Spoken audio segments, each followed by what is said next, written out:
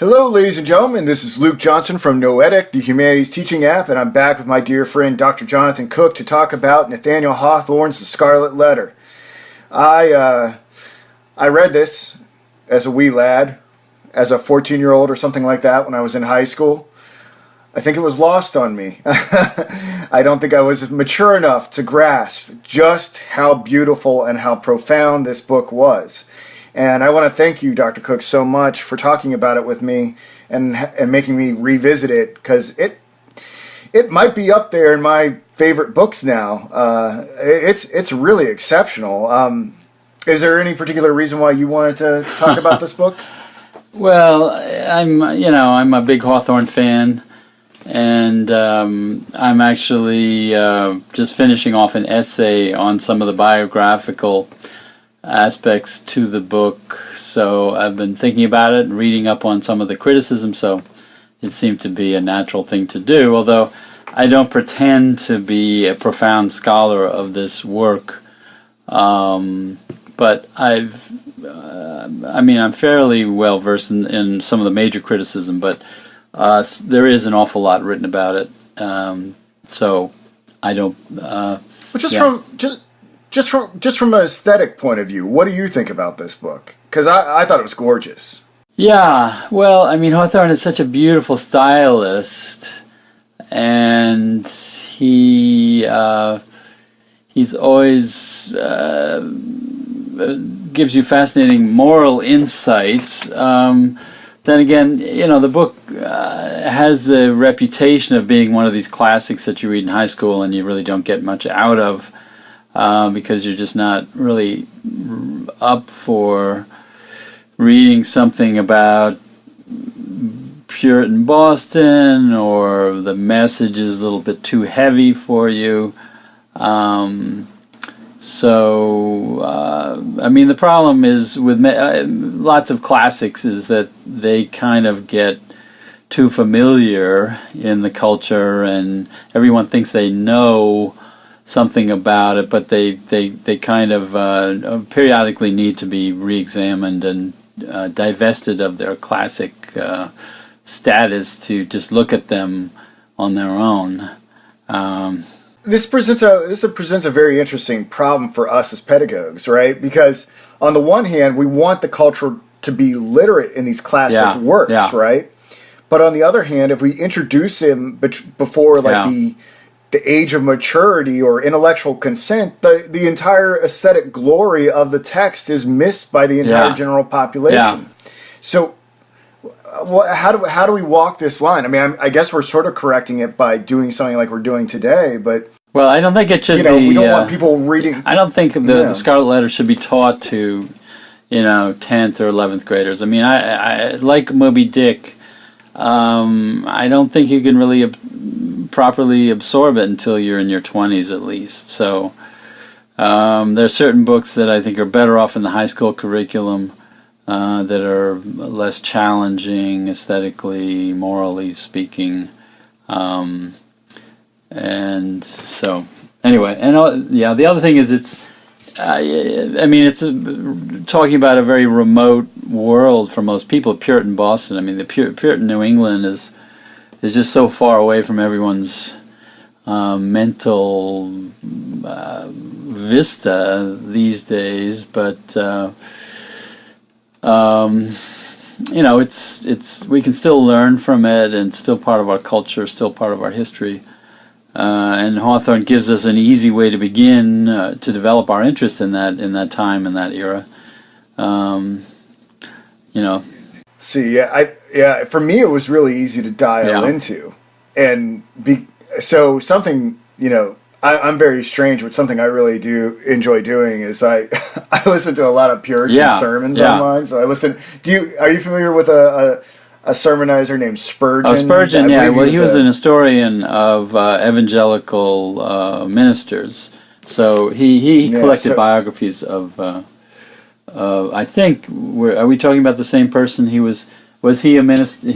I think he himself. I think he wrote his own. And I listened to a guy named A.W. Pink. And Jonathan, I actually go. I'm like so weird. Like I go back and I listen to Jonathan Edwards' sermons. Yeah.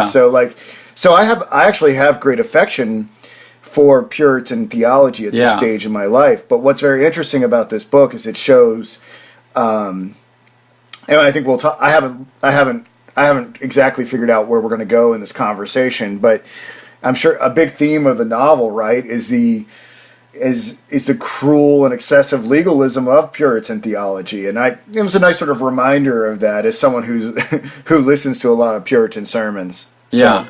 Well, it's interesting because that's the impression that everyone has of Puritanism, and certainly true, but if you think about the punishment that Hester Prynne gets of merely wearing a letter on her breast, when in fact, technically speaking, the punishment for adultery was death.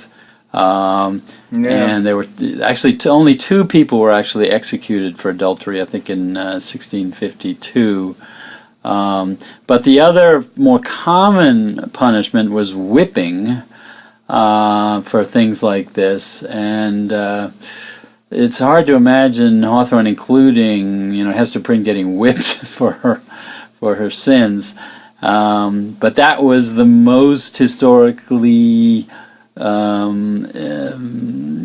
authenticated form of punishment for the sin of adultery and other sexual sins like this, like fornication. So Hawthorne, he was grounded in some of the history, but he wasn't totally accurate in other respects. That's so bizarre that would be common practice within a religious community, especially when Jesus Christ himself saved the adulterous woman from being stoned by the mob. Yeah. I'm not sure if everybody remembers this, but that's the episode that precipitates Jesus Christ to say something to the effect of the one without sin cast the first stone. Yeah. And so the fact that women would be punished by whipping or death is just, in a religious community that took the Bible seriously, is astonishing. Well, of course, it was one of the 10 Commandments. So so much of Puritanism is looking more to the Old Testament than the New, because they were a commonwealth, trying to imitate the Israelite experiment. That's interesting. I hadn't thought about it like that. Plus, they, Hester Prynne, her judges, the magistrates, maybe were thinking of the woman taken adultery from the book of John by giving her this relatively minor punishment of wearing a letter. There's an interesting historical fact that a book came out about 20 years ago that claimed that the A letter, the whole basis of the Scarlet Letter, was based on the history of a scandal within Hawthorne's family. Well, his mother's family, the Mannings, she had a relative back in the later 17th century who was guilty of incest, and they wore, I think it was 2 daughters. They were forced to wear the letter I on them, and so I think the book is called Hawthorne's Secret. It's quite a fascinating book, and I don't know how many people find it convincing, but it's certainly worth considering. Yeah. That would be a very interesting thing to explore. And I have a faint memory of this. Usually, when I got taught this book when I was in high school, it was usually paired with the Crucible. Was it? I should have looked this up before we started. But is the Crucible kind of like a reimagining of this scenario, or how are they connected, or they're not? Well, the Crucible, is set during the Salem witchcraft crisis of 1692. Scarlet Letter set in Boston from 1642 to 1649. Okay. So technically speaking, it's a different era in a different city, but sharing some of the same themes, but certainly very different mood to them as well. Yeah, obviously my mind was elsewhere when I was 14. I'm trying to think if there's I don't know, before we get into some of the more established questions. I don't know if you checked out any of the cinematic expressions of this book. I actually watched the 1934 adaptation. I don't know if there's a 1934 movie. No, I haven't. Have you seen it? I have not. I'm a little behind on that, and I would love to see the. I'd love to see the. It's on YouTube. Yeah. It's not that great, but it was interesting nonetheless to watch people from 1934 perform this work, and the fact that it's preserved on YouTube is and it's called The Scarlet Letter. Pretty awesome. Yeah, it's Scarlet Letter. It's not as beautifully written. Yeah. I mean, it has the contours and the same kind of outcome and everything like that, but you don't get any. Yeah. You don't get any of the real beauty of the novel. Is it a 2-hour movie, regular length movie, or it's about an hour and an hour and a half. Yeah. It's intriguing. It's intriguing, but I wouldn't say it's a high work of art. Yeah. Well, it was. I think they came. There's some newer adaptations of it that came out in like the 90s. They may even had another one come out in the past 5 or 10 years too. Yeah. Well, the infamous one was Demi Moore. This is about 20 years ago. Yeah. It's sort of soft pornography, I think. Yeah. Really? And not really what Hawthorne was writing, but what Hollywood would like Hawthorne to have written. So. Yeah. Sex sells. Yeah. Yeah. Well, this is not a very sexy book, although there are some tender moments. But it's not there aren't a lot of salacious details. So, why don't we kind of get into? Can you tell us something about how this book came to be? Like, what was in the air that led to Hawthorne's composition of it? Okay, well, the book was written in the fall of 1849 to early 1850, and it came at a crisis in Hawthorne's life when he had just been fired from the Salem Custom House. So that process began in June 1849 and extended into July. It caused a lot of controversy because the whole reason for him to leave his office of surveyor, so he was like a manager of the custom house. He had to. He was told to leave the office because Zachary Taylor had been elected president in November 1848, and he assumed office in March 1849, and that meant that, as with the spoils system, a lot of Democrats would lose their jobs and they would be replaced by Whigs in the civil service. A lot of these custom house jobs, which is where the government got most of its income at the time, was through collecting customs at ports. So Hawthorne originally was going to be fired, but then he found out that he was being fired for some misdeeds he'd performed in the customs house, not just because he was a Democrat. He always claimed that he was only that he wasn't active as a Democrat. He was just, that was his party affiliation, but he didn't do anything to promote the party per se. And so when he found out that he was being fired because of his misdeeds of acting like a Democrat when he thought he really didn't, he protested and fought back against getting fired. And the accusations were that he had worked with this local Democratic committee, that he'd been a member of a Democratic convention that was held in Worcester, Massachusetts, that he'd marched in a torchlight parade during the recent election, that he wrote for Democratic publications, political articles. So none of this was true, except Hawthorne had written book reviews and other kinds of reviews and material and fiction for the Democratic Review of, which was the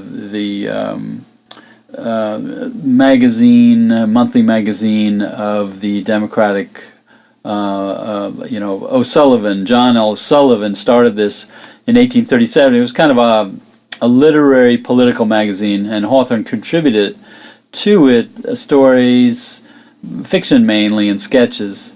And he also wrote some reviews for the local Salem Democratic paper. Anyway, so Hawthorne thought that he was being unjustly accused. He fought back. He enlisted some of his Whig friends to defend him, and this seemed to be going well for a little while, and it became a big national controversy because a lot of papers around the country picked up this scandal of this, very accomplished writer getting fired for no reason. When Zachary Taylor said he was not going to fire people just because they were of their politics, it was only because of their malfeasance in office or their inability to do their job. So this became a controversy in June 1849, and Hawthorne, the main guy behind the Salem Whigs, who were trying to get Hawthorne out of office, the local Whig committee. There was a guy named Charles Upham, who was a former minister, who was an acquaintance of Hawthorne's throughout the 1830s and 40s. And this guy Upham was really this kind of mastermind behind digging up these charges against Hawthorne, getting him out of office. And Hawthorne thought that he had convinced people that the charges were baseless, but then Upham talked to some people in the Salem Custom House and found out that there was a little more dirt that he could come up with against Hawthorne. And basically the most serious charges amounted to the fact that Hawthorne, in his capacity as surveyor, was paying the Democratic inspectors more money than the Whig inspectors under his command there in the Customs House, and that he or the Democrats were asking the people who were getting paid more to give back some of that money to support the local Democratic newspaper. So it was kind of a kickback scheme. We might think of it as, doesn't seem to be that serious, although, it was not a criminal offense, but it was, something that, if true, was grounds for firing Hawthorne. Well, it turns out that the Treasury Secretary, who was in charge of these appointments, heard the evidence, and he was in fact fired from his job. He never got a chance to defend himself against this second set of charges about financial misdeeds in the Custom House. And I think Hawthorne felt sort of burned by this experience. It's unclear. He thought of himself as innocent of all these charges. He may have been used by the other Democrats to do these things, and he wasn't really aware of what was going on. So Hawthorne became kind of a martyr for the Democrats for getting fired in July 1849, and all of this, of course, forms a part of the preface or the introduction to the Scarlet Letter, which is called, the Custom House. When he kind of makes light of the fact that he lost his job. But it doesn't really tell you anything about why he lost a job or the exact circumstances of why he lost a job and who was the guy behind him losing his job, this guy Upham. So, the other function, of course, for the Custom House introduction is to explain that, one of the benefits he got out of this place where he claimed his creative energies were being sapped. The only benefit he got was that he found this sort of bundle of old manuscripts from this guy, Surveyor Pugh, who was an old Customs House guy from the mid-18th century, and he had all the documents about Hester Prynne. So Hawthorne basically was pretending he was the editor of these documents telling the story of Hester Prynne, which of course dated back a previous century to when they were allegedly left in the upstairs sort of closet or storage space of the Salem Custom House. So Hawthorne's, I mean, people wonder about the placement of the Custom House Essay 2 in front of the Scarlet Letter because, I mean, they're two very different kinds of literary texts. I mean, one is very kind of amusing and interesting, nonfiction, sort of quasi-autobiography, and then the other, of course, a 200-page romance or novel, I guess we'd call it today. And a lot of people have written about what the relationship is between the two. I mean, the odd thing is that when Hawthorne submitted his manuscript, he had considered the Custom House essay preface to encompass not just the Scarlet Letter, but a bunch of other stories. So it was supposed to be a collection of sketches, tales, and then this long narrative of the Scarlet Letter. And that's evident at the end of the Custom House essay, because he talks about this collection of my fiction instead of saying, the novel that follows. But of course, a lot of the latter part of the Custom House essay is devoted to talking about where he got the story for the Scarlet Letter, right? So, and the other thing is, we're talking about this, when he discovers this bundle of papers, he finds the letter, and he holds it up and he wonders what it is. And then he puts it on his chest and claims that he got like a burning sensation from it. So he's sort of, going through the ritual of identifying with his heroine, and people see correspondences between the two of, both Hester and Hawthorne being sort of ostracized by their community, Hawthorne by getting evicted from the Custom House, both of them bearing this moral sin. Of course, Hester's sin of adultery is much more serious in the eyes of the community, but you could say that Hawthorne himself felt the same sense of shame because of what people thought he must have done in the Custom House. The Whigs thought he was guilty of these kickbacks. In fact, what they called them at the time were assessments. So you might even say that the letter A that he felt was on his breast, was based on the assessments that he had these people in the Custom House pay to the Democratic press to support his political party. Anyway, that's just a sort of side note. That's really that's super fascinating that you're talking about his identification with the heroine. Something that struck me about this novel is just like, and I don't know if anyone's ever talked about this but it's easy to forget that a man is writing Hester Prynne, right? Like, I mean, has anyone ever commented at length about like how good he is at writing? About women for a woman, like I mean, it's true. People think. I mean, everyone reads the novel, thinks Hester Prynne's the most important character. She's like a feminist icon. She is considered to be one of the great heroines of American literature, and it's true that Hawthorne did create some very strong and interesting female characters. In the Blithedale Romance,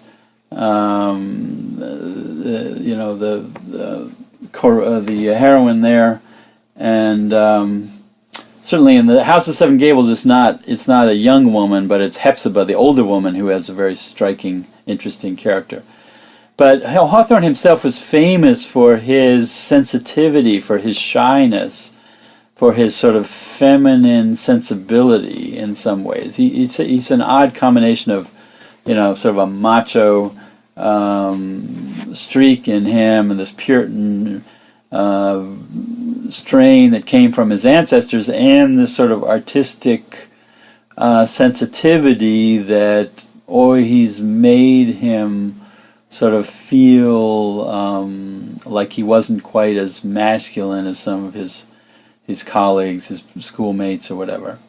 So and people constantly notice this. He's notoriously been written up as sort of a shrinking violet who was very shy. It was very hard to talk to him sometimes, which you never guess when you read his prefaces. If you read The Custom House, he seems to be quite a talkative. I mean, he sort of talks about, guarding his privacy to a certain extent, but you don't get the impression that he is such a sort of problematically secretive and I wouldn't say timid, but someone who doesn't like to interact with that many people. And he also had this horror of being touched, except by people close to him. Yeah, Really? you couldn't. None of his male friends could touch him. He would freak out. Only his wife and his kids. So people, I don't know. There's been all kinds of theories that maybe he was abused as a child or something like that. Of course, his story was that he lost his father when he was 4 years old. His father died of yellow fever in Dutch Guiana because he was a ship's captain. So his father was pretty much absent when he was a child, and then he disappeared altogether when he died. So his mother kind of removed herself emotionally because she was kind of in this constant state of mourning. So it could be that Hawthorne, he lacked the sort of emotional nurture from his mother that made him so kind of sensitive and yeah. Is it possible that he could have been close to a woman that could have been feeding him lines for this novel? You mean his wife? That there might have been. Was it his wife? Yeah, Sophia. She was very literary. I don't think he would read her page. I think he would read her aloud what he'd written. She might comment, but she didn't really feed his imagination. Well, her personality did.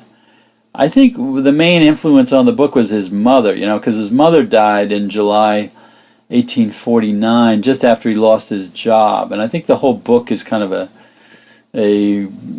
tribute or the whole idea about a poor woman leading this solitary life with only her child to console her for the loss of her lover, is very much like Mrs. Hawthorne, who she had 3 children. She had her Nathaniel, who was the middle child, but it was a similar scenario where she was just leading this life of widowhood. There's no chance of remarriage or anything like that, and feeling a little bit. She wasn't really ostracized by the community, but she was very poor. She had to rely on her relatives, the Mannings, right? And I think she felt kind of shunned by the community as this single woman who had lost her husband. But she was very secret. She didn't go out much. She lived inside, like Hawthorne himself. Had a tendency to just sort of stay in his room all the time and read, not go out except in the evenings. Mrs. Hawthorne, I think, was kind of like that. Didn't like to socialize. You never hear about the mother having friends or going out or doing anything really. She's kind of invisible in Hawthorne's biography. Yeah, I know I'm concentrating on it a lot. It was one of the standout parts of the novel to me. I don't understand the scope of literature like you do. But really, the only time I think I've ever encountered in a book a man so carefully incarnating himself into a female character is maybe in Ulysses. I'm thinking about Molly Bloom's soliloquy. Yeah. I couldn't believe that James Joyce was able to write that. So I don't know if this stands out. To me, seems to be a very exceptional event in the history of literature, but maybe it happens all the time. Yeah. Well, the other thing, as a writer, I think Hawthorne felt like he was outside the mainstream of a regular career, right? He was more vulnerable. He was financially insecure for a lot of his life, like a woman who had no real rights of property at the time and was dependent on her husband. Hawthorne was in the position of sort of powerlessness as an artist that made him sort of sympathetic to women in some respects, and you find that in a lot of his short stories too.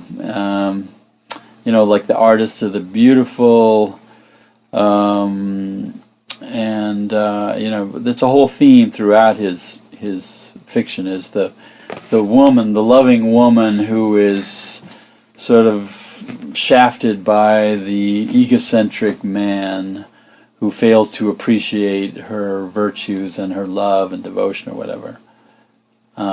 Yeah. Well, it's great. I probably should move on to other topics, but so you mentioned that this is a romance. I guess more we would call it a historical romance, but why ought it to be in that category of historical romance? Yeah, well, of course, the reason anyone is writing about history and creating interesting stories, usually love stories are involved, but not exclusively. But this fascination with the past was really launched by Sir Walter Scott, with the Waverley novels. Waverley was the first novel in 1815. So Scott was writing his fiction from 1815 to 1832 when he died. And these novels, which, talked about Scotland's and English history, medieval history, Ivanhoe is one of his most famous historical romances.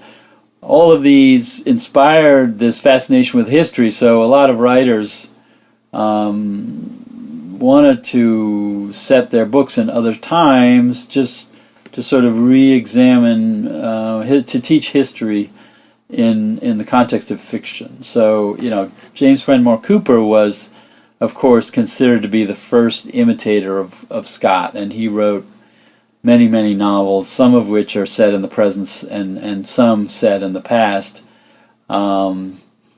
But Hawthorne himself, loved Scott. He read him all of his works, and at one point I think he read aloud all of his books to his family, which is like 25 novels. And he was a Scott fanatic, as were lots of other people, Melville included.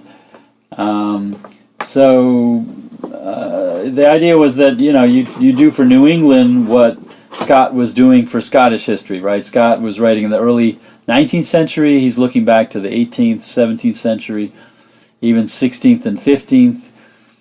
People in New England, they wanted to create a literature for the new nation.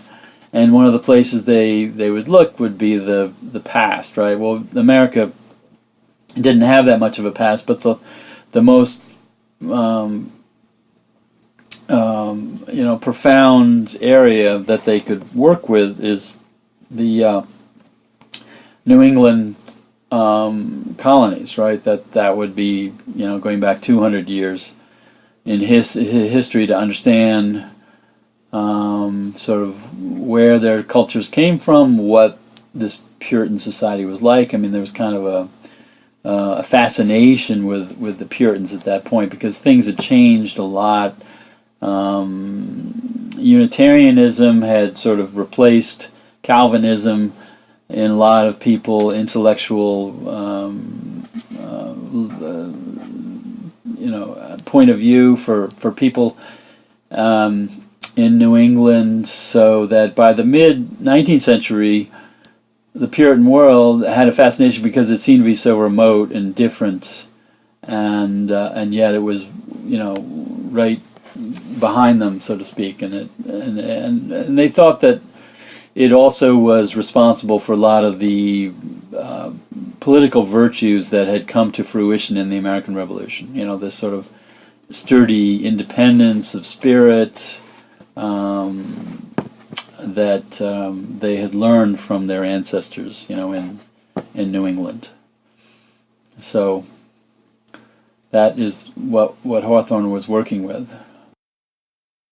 Right. So, and you mentioned something about the timing of it. I mean, do you think it was an accurate depiction of this time in American history? Yeah, well, Hawthorne was very well read in New England history. You know, he spent years and years going to the Salem Athenaeum to get books, and he read chronicles about New England and Salem and all kinds of history. He drew on a few books, though, for this particular novel. There's a writer named Caleb Snow, whose History of Boston he used, I think published in 1825. So he was, you know, the setting of the book is 1642 to 1649, 7 years. Actually, the period when the Civil War was going on in England, but you don't really know that. There are only a couple of historical references that you can, a few references allow you to date the span of the novel. You know, we know when John Winthrop died in the spring of 1649, and that is an event that takes place actually in the book. So he knew a lot about Puritan Boston and the dress, the behavior, the political structures, the geography of Boston,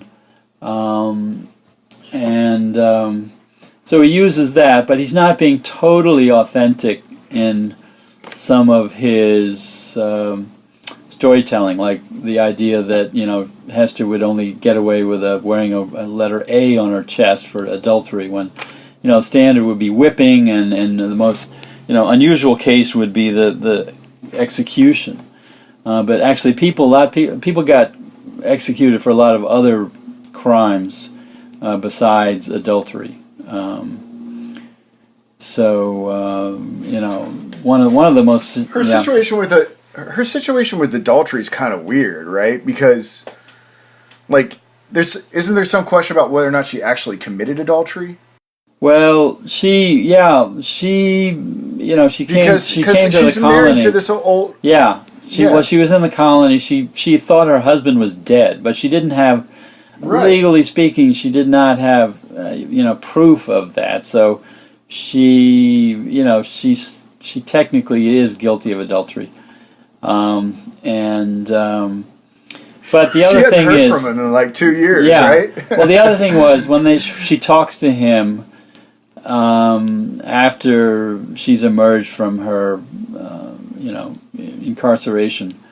He explains that, yes, I took advantage of you. You were young. You didn't know very much. I'm an older guy. I shouldn't have married you, but I'm still gonna, go after the guy that you slept with.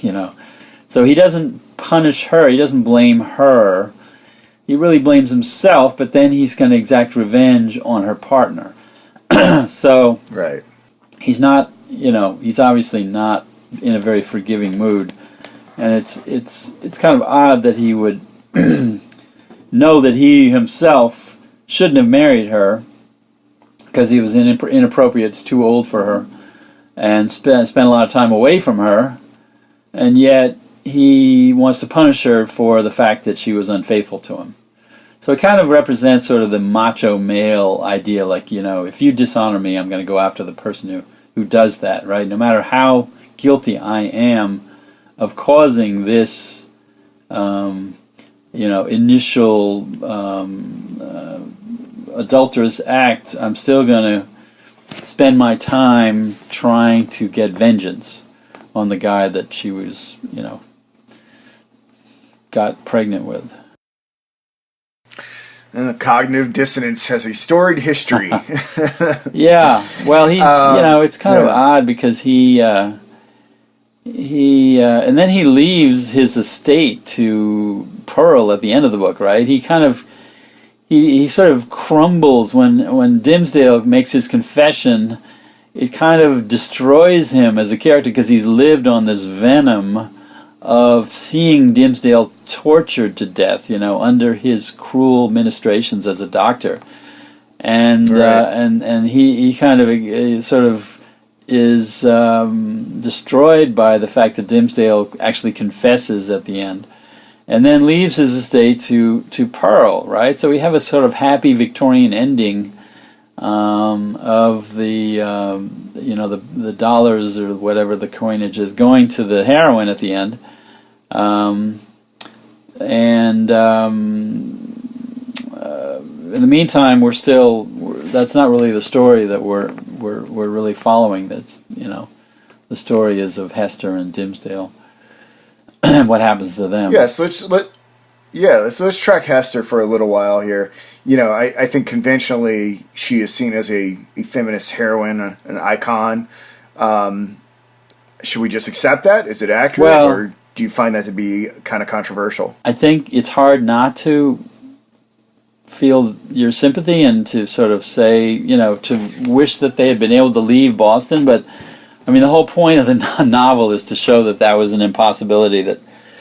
Unfortunately, Hawthorne was very stuck in this idea of this sort of gendered mentality that, women are heart and men are intellect. Women are domestic partners, men are breadwinners. This whole ideology, very, very sort of, it was called the separate spheres. He was very much invested in this. So when Hester is suggesting that Dimmesdale can get away with her, I mean, he knows that if he does that, he's damned. I mean, in the context of his religious beliefs, he's accepting his damnation. Because he's not going to be confessing, he's not facing his sin. He's pursuing what was originally a wrongdoing, potentially until he dies. I mean, at that point in the novel, it seems as though he's so ill he's not going to last very long. So Hawthorne really designed the book to tempt you with the idea that these Puritan laws are harsh, and that Hester's punishment is very grim and sadistic, but I think what the message here is that Dimmesdale, whom some people think is the most important character because everything really revolves around his moral evolution, even though Hester takes up the first 7-8 chapters. Things sort of rotate to Dimmesdale and Chillingsworth in the middle of the book, starting at about chapter 8 or 9. But the whole story hinges on what is he going to do? I mean, he's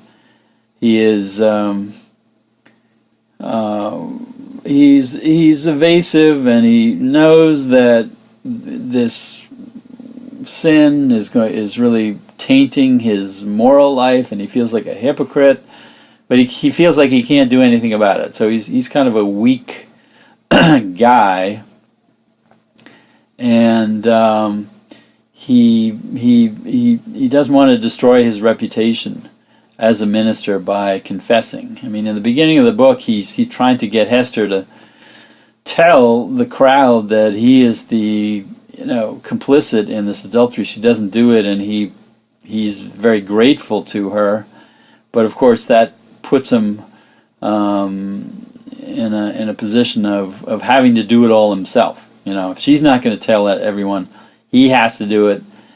He doesn't have the moral strength, and it seems to be it's a study in hypocrisy that Hawthorne was trying to represent, and the taint of secret sin. His big obsession is that everyone has sinfulness, and those who know it and confess it and recognize it are best off because at least they acknowledge it. The people who work around it, avoid it, ignore it, are the ones who are the evil ones, because they are evil and they refuse to recognize the fact that they are. So that's kind of, at the end of the book he talks about the moral of being true, be true, show a part of yourself that will allow people to guess that you really aren't such a great person. So he's trying to tell everyone to accept the fact that you're imperfect and freely admit it to other people. Otherwise, it sort of festers in your soul. And the idea is that, Hawthorne, did he really believe in this Calvinist notion of damnation, or whether, he was just using it artistically in this book? And that's something we'll never really know. I mean, formerly he was a Unitarian, which meant that he did not believe in the Calvinist scheme.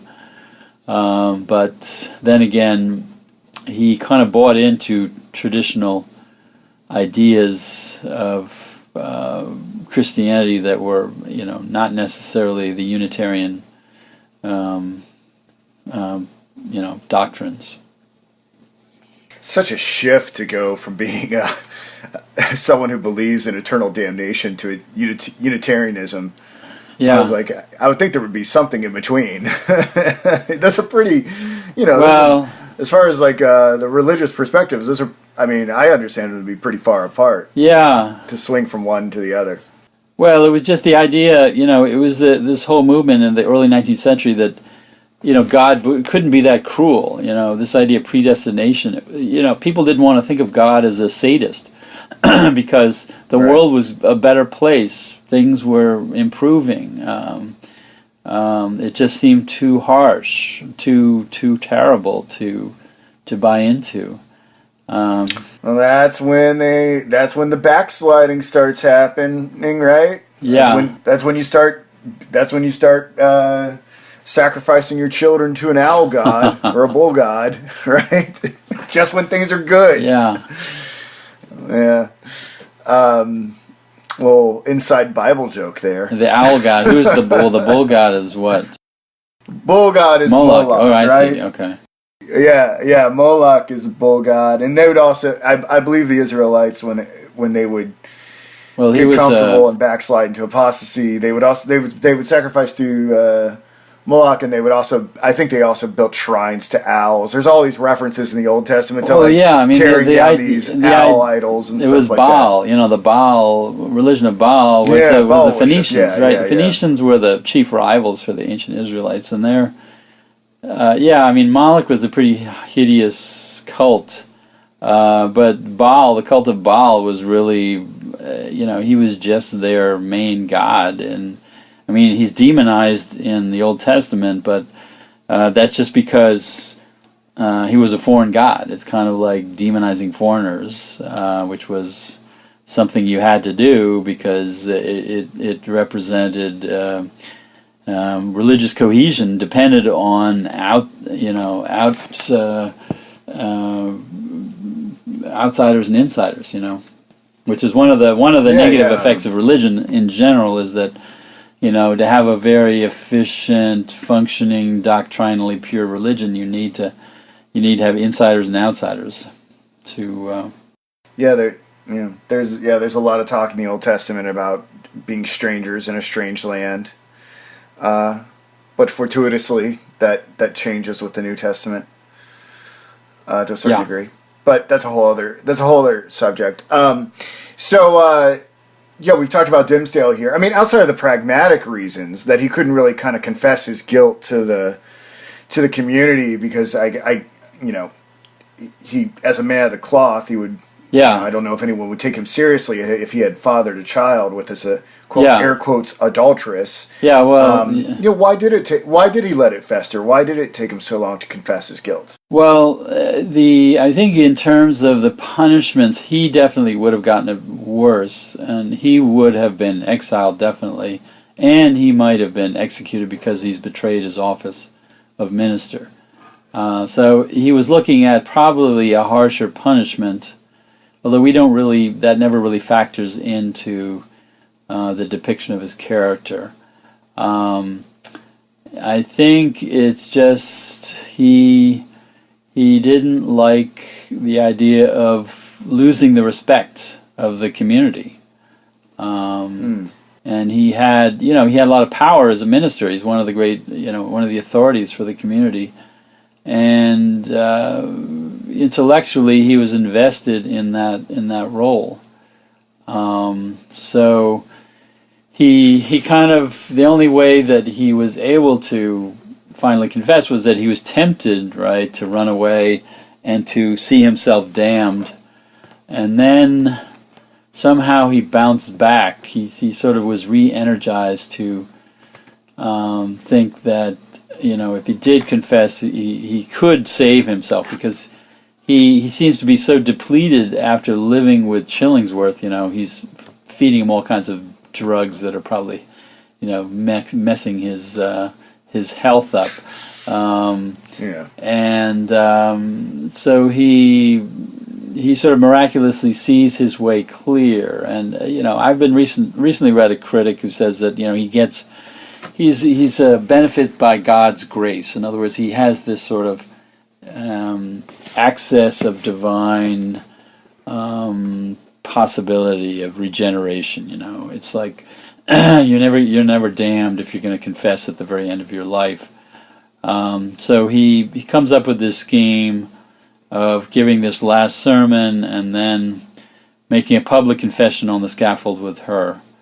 And one thing I was just thinking of that I noticed was that his election sermon is something that envisages this sort of utopian world for the community. It's one of these exalted sermons that connects the destiny of the Puritans with the Israelites as this holy people who are going to save the world with their example.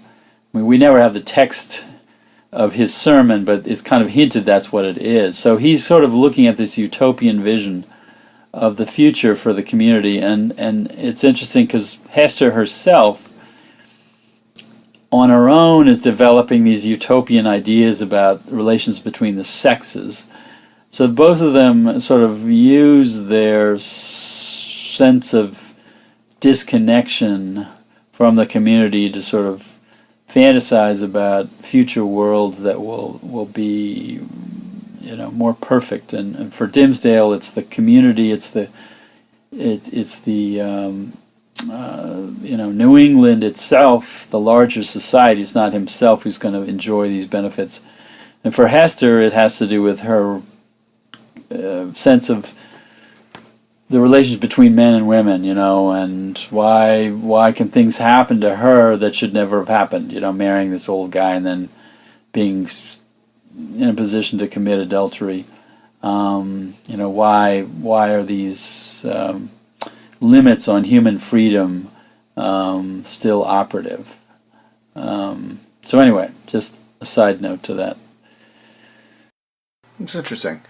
So what do you think? I mean, we've talked kind of, we villainized Chillingsworth here. I mean, is it fair to call him the villain of this story? Yeah. Well, Hawthorne, his stories always have good and evil taking place in them, and so Chillingsworth is really guilty of what for Hawthorne was what he thought of as the unpardonable sin, which was taking advantage of someone, of manipulating them, of penetrating their secrets and becoming someone who doesn't have any kind of sympathy for them.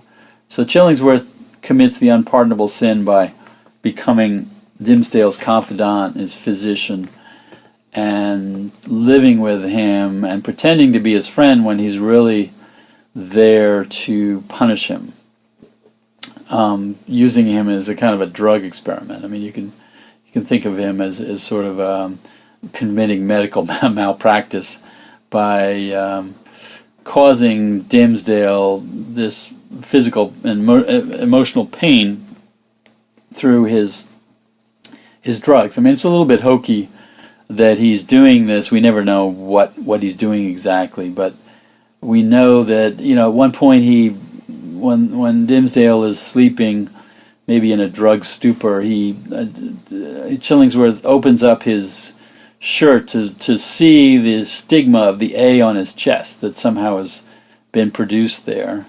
through some kind of psychosomatic process. So, Chillingsworth, even though, as we said earlier, he knows that he's in no position to complain to Hester about her infidelity in terms of his responsibility, he still exacts his revenge on his male rival. It's kind of a primordial urge in the male psyche to eliminate the guy who's messed with your womenfolk, even though he's not in any position to be a real husband. And, he spends all his time as kind of like the domestic partner of Dimmesdale, rather than going back to Hester, right, saying, I'm your husband, you got to live with me. It's kind of odd, he ends up living with Dimmesdale, right, like he's his gay buddy, feeding him drugs, looking to kill him, somehow eventually. So it shows a sadistic streak. It shows a sort of cruel, sadistic streak in his nature that is tied into his intellectuality. The Hawthorne sort of thematized the idea of being all intellect versus being all sympathy and emotion.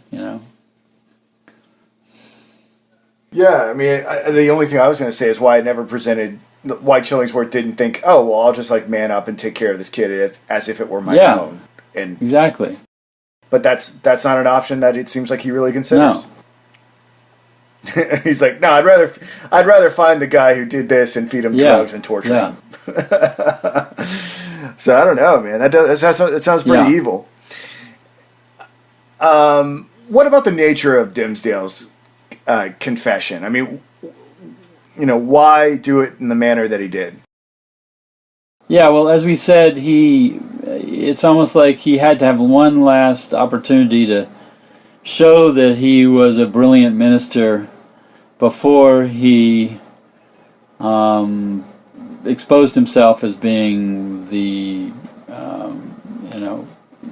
complicit adulterer with Hester. So he had to sort of bring himself up to a peak in order to jump off the cliff, so to speak, Yeah, I was going to say, is there something messianic going on here? Is there some sort of Christ complex happening here? Like he's got to be high and then he's got to be low? Well, that's an interesting idea. Yeah, he of course, he becomes he's tempted to become a kind of satanic figure, after he goes back from the woods. The meeting in the woods with Hester, he's hinting all these blasphemous things because he feels this sort of sense of liberation from all traditional moral bounds, based on the idea that he might be running away and getting away with his sexual sins. But then he somehow pulls back and thinks of this means of redeeming himself by the sermon. And I don't know, there's some loose analogies with sort of messianic symbolism, but especially the stigma on his chest. He's kind of showing his suffering. He's sort of going through a 7-year passion, so to speak. this long suffering. And Jesus' breast was pierced. Right. He had the Roman guard with the lance, and the water and blood came out or whatever. Right. But the spear of destiny. Yeah. And but of course he's a sinful, tainted man, and there's no sort of resurrection. There's no sense that somehow his example is going to give immortality to all of his followers or whatever. So anyway, he's an interesting figure, and there were other fictional figures of the erring minister. It's a kind of a cliche to think of these figures who have these sexual scandals. I mean, there's always going to be something going on in the news about a minister who gets involved with one of his parishioners. I was thinking of Henry Ward Beecher, as the most popular minister in New York in the 1860s and 70s, right? And there was a famous scandal, adultery scandal with him that he got, he was probably guilty, but he was never convicted of this. So it's an old fictional and real life chestnut to tell stories about erring ministers, who get involved with their parishioners, because it has an inherent fascination about it. Because I want to, just so I can get my mind around what was going on within the Puritan hierarchy at that time. I mean, the Puritan ministers were not expected to be celibate, right? I mean, they could marry. They were Protestants, right? Yeah, absolutely. I mean, they were expected to have a lot of children too, but you weren't supposed to sleep with your neighbor's wife or commit fornication. Right. Fornication is premarital sex, right? or So sex, without marriage. So I mean, sex was blessed, but within the context of marriage. It was be fruitful and multiply was the operative injunction. Right on. So we have the Scarlet Letter, and then we have these 3 novels that follow. Yeah. How does it precipitate these other novels that come after it? Yeah, well, the 2 came fairly quickly after House of Seven Gables.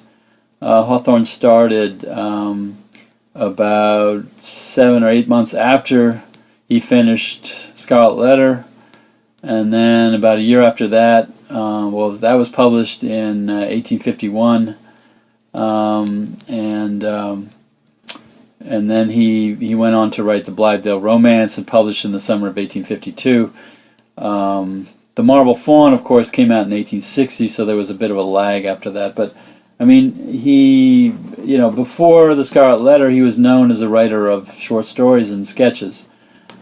He wrote a novel called Fawnshaw when he was in his 20s, and he suppressed it because he thought it was weak, and so he basically destroyed as many copies as he could. In fact, his wife never knew that he had written this novel until after he died. It wasn't very long. I think it was about 120 pages. Scarlet Letter was a little bit longer. So he didn't write full-length fiction until he turned to the Scarlet Letter. And all of his fiction involves criminal wrongdoing and punishment and potential redemption.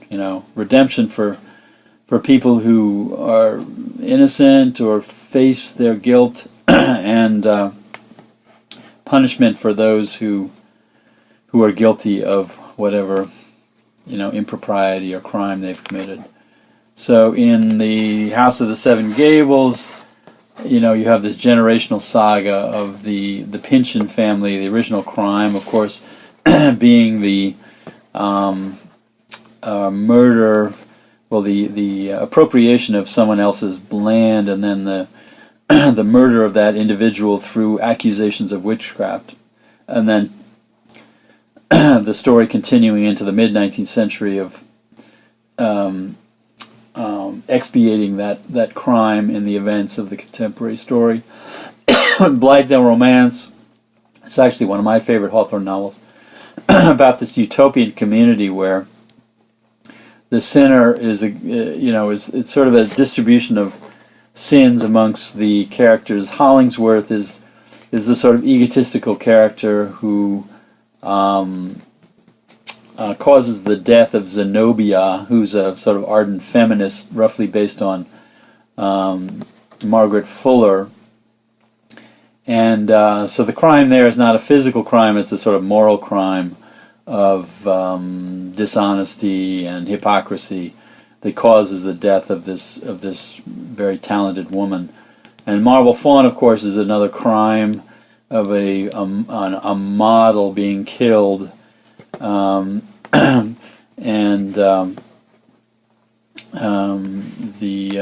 heroine Miriam causing her admirer to kill this guy who seems to be kind of, I guess you would call it stalking her. You know, stalking is really what it amounts to. And then the process of expiation goes on throughout the book. So he's really focused on, human sinfulness and how we deal with it. If we can recognize it and atone for it, or whether we can't do that and we will, be morally ruined by that. Man, so many of those books I want to dive into now. That one you mentioned, The Marble Fawn, that title deeply intrigues me. I'm gonna have to go research that one a little bit. So, so what happened? All right, so he writes Scarlet Letter. He puts it out there. I mean, is he a rock star? I mean, is he universally hailed as a genius? I mean, how's the book received, or is it kind of like? Or is he just kind of like, okay, whatever, well, and then over time it's appreciated? No, it was a minor bestseller, but I mean, Hawthorne was recognized as an important writer by a lot of people at the time, but this was a full-length novel, and people were beginning to think of him as the best American living writer, right? Because they didn't, not as many people were reading Melville. So it sold pretty well, although by the standards of the day, it didn't sell like Uncle Tom's Cabin, hundreds of thousands of copies. It said, maybe sold 10,000 copies in a year. I mean, it made him some money. It didn't make him rich by any means, but it gave him recognition. And ironically, because his name had been in the national press when he was being fired from the customs house, everyone was talking about Nathaniel Hawthorne in the spring of 1849, and when the book came out, a lot of people had Hawthorne in their mind. They bought it and read it, and they read the Custom House introduction, and they kind of laughed over that, and they thought maybe he wasn't guilty of anything serious. He was just politically scapegoated. So he inadvertently prepared the ground for getting more famous by that very debilitating scandal that took place just before he started writing it. So it got a lot of reviews, it got attention, he was recognized as, the leading writer of the country, or New England at least. And, so his fame started building from there. Cool. Well, I had a great time talking about this book today, and had a better time reading it. And you've given me so much to think about as I reflect about this book. Something I want to do is I want to make sure that you sell a lot of copies of your book, Inscrutable Malice. I don't know if anybody's who listened to this. If you want to go back one episode, you can listen to us do a full-length discussion of Dr. Cook's own book about the biblical sources of Moby Dick. It's called Inscrutable Malice, and you can get it on Amazon. And you can see my review of it. I want to let you know that I did write a pretty glowing review of it. Hopefully it's cleared now. Well, we should also say that we talked about the House of the Seven Gables this spring. So we'll have to, maybe do the Blithedale Romance and maybe Marble Fawn at some point. Whatever you want to do, man. I am a sponge for this stuff and everything that you know about it. So wherever you want to go next is cool with me. I should have. I talked to Dr. Cook off camera before we started today. I wanted to let everybody know that I am slowly putting together an audiobook of Melville's Clarel. It's pretty long, so I'm going to be at it for a while, just kind of chipping away at it. But hopefully I'll have that available for everyone. And just download the Noetic app and buy Dr. Cook's book, Inscrutable Malice, and we'll be back with something soon. Okay. Thank you, Dr. Cook. Okay. We'll see you.